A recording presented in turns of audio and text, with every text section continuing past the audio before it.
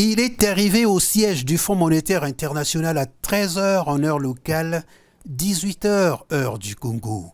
Le FMI, une institution dont l'une des missions est de veiller à la stabilité du système monétaire international et de suivre l'évolution économique à l'échelle mondiale et nationale, tout en apportant une assistance financière aux pays confrontés aux problèmes de balance de paiement.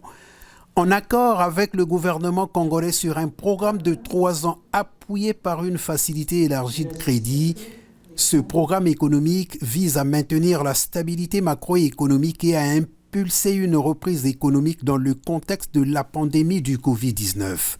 En venant ici, le chef du gouvernement est venu faire avec les autorités de cette maison le point de l'évolution et de la mise en œuvre de ce programme conclu en novembre dernier, tout en traduisant au nom du président de la République la reconnaissance du gouvernement au FMI pour l'appui accordé.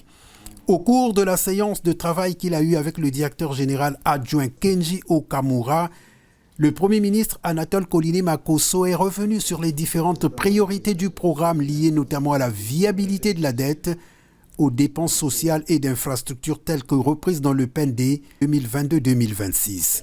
L'avancement des réformes en matière de gouvernance, de transparence et de lutte contre la corruption pour améliorer l'efficacité des dépenses publiques, l'environnement des affaires et la confiance économique.